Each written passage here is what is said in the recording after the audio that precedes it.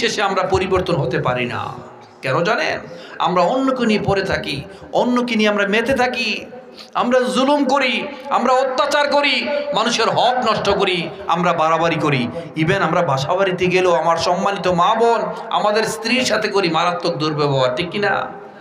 তাদের হক নষ্ট করি, তাদেরকে আমরা কিচ্ছু দিতে চাই না, মনে করি পরের বাড়ির মেয়ে এখানে কাজের মেয়ের মতো তারা বড় হবে। এটা কি ঠিক? এটা করা যাবে না। তাই বাবাজিরা, যদি বাঁচতে চান এখনো সময় আছে, নিজেকে নিয়ে পড়েন, নিজেকে নিয়ে ভাবেন, নিজেকে সংশোধন করেন। আল্লাহ সুবহানাহু ওয়া তাআলা নবী মুহাম্মদ সাল্লাল্লাহু আলাইহি সাল্লামের মাধ্যমে বলেছেন, আমি কোন মানুষকে সংশোধনের জন্য 60 বছর পর্যন্ত সময় দিই। কত বছর? 60 ইয়ার্স। আল্লাহ অপেক্ষা করেন, গাফিরিদ যামবি ওয়া কাবিলিত তাওব। Allah is waiting for us 24/7 to forgive us. Allah সুবহানাহু ওয়া তাআলা দিনের 24 ঘন্টার মধ্যে 24 ঘন্টা, 7 দিনের মধ্যে 7 দিন, 30 দিনের মধ্যে 30 দিন, 365 দিনের মধ্যে 365 দিন Allah is waiting for us 24/7 to forgive us. Allah আমাদেরকে ক্ষমা করে দেওয়ার জন্য বসে আছেন, কিন্তু আমরা আছি সময়ের ব্যস্ততায় অত্যন্ত অসহায়। আলহাকুমুত তাকাসুর হাত্তা যুরতুমুল মাকাবির।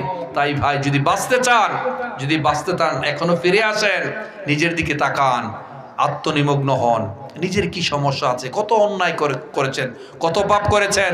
আমি প্রথমেই বলেছি, ইন্নাহু লা ইউফলিহু যালিমুন, জালিমরা কখনো সফল হতে পারে না। আপনারা দেখেছেন বিগত সময় যারা জালিম ছিল তারা কতটা কষ্ট পেয়ে বিতাড়িত হয়েছে, ঠিক কিনা বলেন? নতুন করে যারা আমি কোনো স্পেসিফিক নাম বলছি না, আমাদের তো আবার সবকিছু গায়ে লেগে যায়। এটা তো একটা ইতিহাস ভাই, চোখের সামনে ঘটেছে। গত 50, 60, 70 বছর কি ঘটেছে আপনারা দেখেন নাই?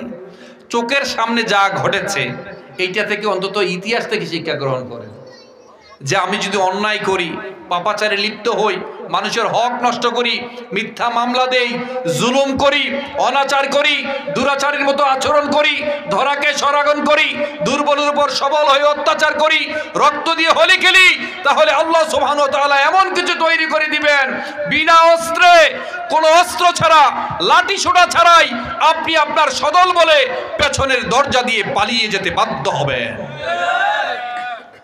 তাই ভাই, বাড়াবাড়ি করবেন না, নিজের দিকে তাকান। আর যারা নতুন করে আমাদেরকে সেবক হিসাবে সেবা করতে আসেন, দয়া করে ভাই ইতিহাস থেকে শিক্ষা গ্রহণ করেন। কিন্তু আমাদের সবচেয়ে বড় বিষয় হচ্ছে, আমাদের দেশের মানুষ ইতিহাস থেকে শিক্ষা গ্রহণ করি না।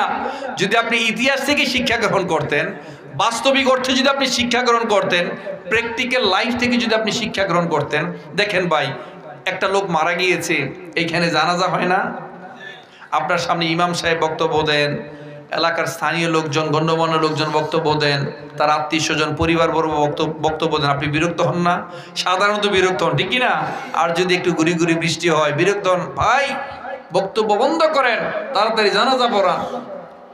আপনি কবরস্থ মাটি দিতে পর্যন্ত যেতে পারেন না, আপনি বিরক্ত হন, আপনি বিরক্ত হন। তো আপনি যখন মারা যাবেন, আপনিও যে এরকম বিরক্তের শিকার হবেন, এইটা আপনি ফিল করেন না। ইতিহাস থেকে আমরা শিক্ষা নেই না, প্র্যাকটিক্যাল লাইফ থেকে শিক্ষা নেই না। যা অত্যাচার করেছি, যা অনাচার করেছি, এগুলো থেকে আমরা শিক্ষা নেই না।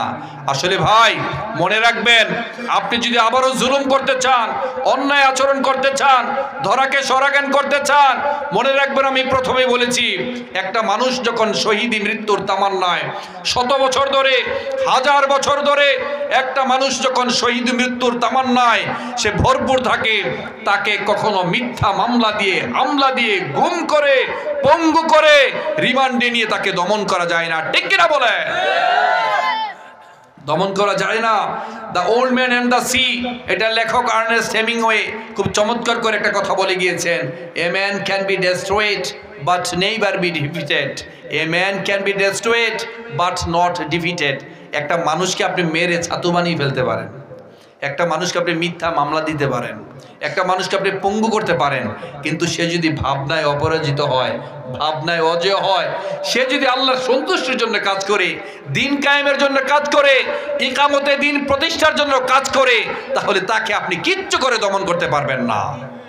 তাকে দমন করা যায় না। ওয়াল্লাযীনা জাহাদু ফীনা লানাহদিয়ান্নাহুম সুবুলানা ওয়া ইন্নাল্লাহা লামাআল মুহসিনিন।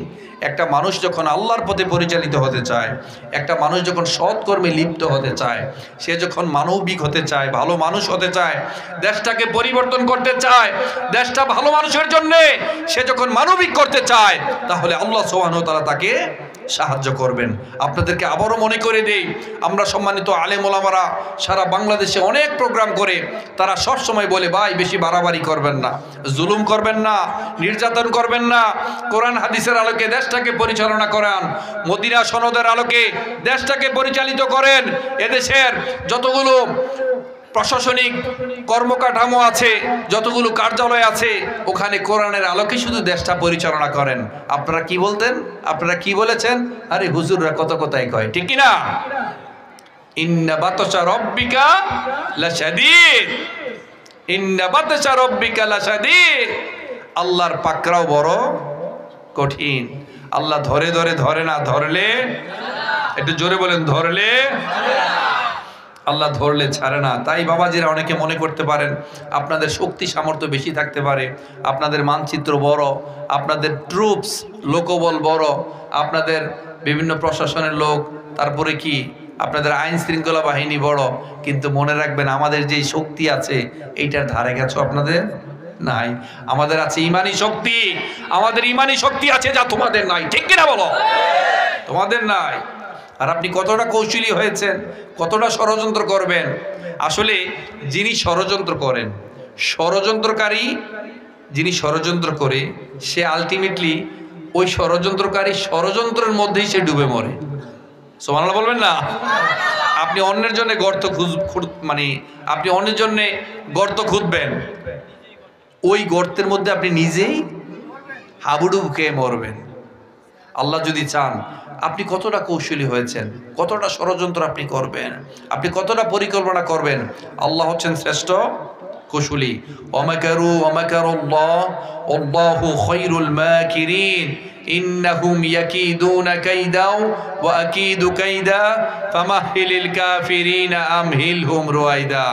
আপনি কিসের কৌশলী হবেন, কতটা ষড়যন্ত্র করবেন, আল্লাহ যারে চাইবেন একেবারে সাইজ করে দিবেন। মনে রাখবেন, নাসরুম মিনাল্লাহি ওয়া ফাতহুন করিব ওয়া বাশশিরিল মুমিনিন। যারা বিশ্বাসী তাদের জন্যই তো বিজয়, নাকি? তাদের জন্যই বিজয়। ভাই মনে রাখবেন, আল্লাহ সুবহানাহু ওয়া তাআলা আপনাকে কত আদর করে বলেছেন, আফা হাসিবতুম আন্নামা খলাকনাকুম আবাসা ওয়া আন্নাকুম ইলাইনা লা তুরজাউন। তুমি কি মনে করেছো তোমাকে পৃথিবীতে এমনি এমনি তৈরি করা হয়েছে, এমনি এমনি পাঠানো হয়েছে, তোমাকে এমনি এমনি সৃষ্টি করা হয়েছে? এমনি এমনি তোমাকে সৃষ্টি করা হয় নাই ভাইজান। আল্লাহ আপনাকে এমনি এমনি সৃষ্টি করা হয় নাই। আপনি আল্লাহর কাছে ফিরে আসতে হবে। মনে রাখবেন, ইয়া আইয়ুহাল্লাযীনা আমানু দুখুলু ফিস সিলমি কাফা। পরিপূর্ণভাবে তোমাকে ইসলামে প্রবেশ করতে হবে, অর্ধেক ইসলামে প্রবেশ করা যাবেন না। মনে রাখবেন, একজন শয়তান শুধুমাত্র একটা আইন লঙ্ঘন করার কারণে তার ঈমান চলে গিয়েছে না? শুধুমাত্র একটা আইন লঙ্ঘন করেছে শয়তান, তার ঈমান চলে গিয়েছে। প্রত্যেকটা মুহূর্তে আপনি কত আইন লঙ্ঘন করেছেন, আপনার ঈমান আছে কি না এবার আপনি প্রমাণ করে দেখবেন। মনে রাখবেন, কাল হাসরের দিন হুফাতান উরাতান গুররান।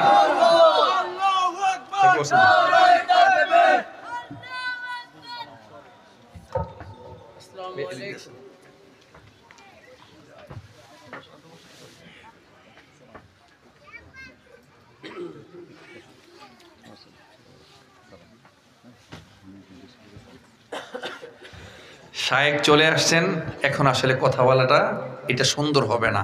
আমি যেই কথাগুলো বলছিলাম জাস্ট আমি ফিনিশিংটা দিচ্ছি। আপনি শয়তান শুধুমাত্র একটা আইন লঙ্ঘন করেছে, তার ঈমান শেষ হয়ে গিয়েছে, তার ধারে কাছেও আপনার আমল ছিল না, ইভেন তার আমলের কাছে ফেরেশতাদের আমলও ছিল না। সেই শয়তান হয়েছে, শয়তান হিসাবে বিতাড়িত হয়েছে। আর প্রত্যেকটা মুহূর্তে আপনি বলেন আমাদের দেশে 90 থেকে 92% হচ্ছে মুসলমান। আমরাই চাইতে পারি না এই রাষ্ট্র ধর্ম ইসলাম হোক, ঠিক কিনা? আপনি কি চান? চান কিনা? কারা কারা চান? দুই হাত তুলে আল্লাহকে দেখান। লিল্লাহে তাকবীর, লিল্লাহে তাকবীর। হাত নামান। ভাই আরো কষ্ট লাগে, আরো কষ্ট লাগে। আপনি কাকে দোষ ধরবেন? হিন্দুদেরকে, বৌদ্ধদেরকে, খ্রিস্টানদেরকে? 92% মুসলমান হওয়া সত্ত্বেও আমরা চাইতে পারি না রাষ্ট্রধর্ম ইসলাম হোক, ঠিক কিনা? উপরন্তু আমাদের মতো কিছু আলেমে দিন পোশাক আশাক এইরকম মনে হয়, তারাও যখন কিছু কিছু হালুয়া রুটির কারণে, গরম গরম জিলাপি আর হালুয়ার লোভে, কিছুমাত্র এদিক সেদিক হাদিয়া তোহফা পাওয়ার লোভে আমাদের পুরনো শকুন যারা আমাদের মানচিত্রকে বরাবরের মতোই খামচে ধরতে চায়, তাদের সাথে পর্যন্ত আতাত করে, ঠিক কিনা বলে? তাই ভাই আপনি যদি অন্তত মন থেকে চাইবেন ইকামতে দিন, ইয়া আইয়ুহাল্লাযীনা আমানু দুখুলু ফিস সিলমি কাফা। আল্লাহ তাআলা কত যত্ন করে আদর করে বলেছেন, হে ঈমানদারগণেরা, হে মুমিনেরা, হে বিশ্বাসীরা, তোমরা পরিপূর্ণভাবে ইসলামে প্রবেশ করো। আমার আলোচনা এখানে শেষ। যে কথাগুলো বললাম এই কথাগুলো আমি আমাকে নসিহা করার জন্য বলেছি, আমাকে সংশোধনের জন্য বলেছি। আর আপনারা শুনতে গিয়ে যদি কষ্ট পেয়ে থাকেন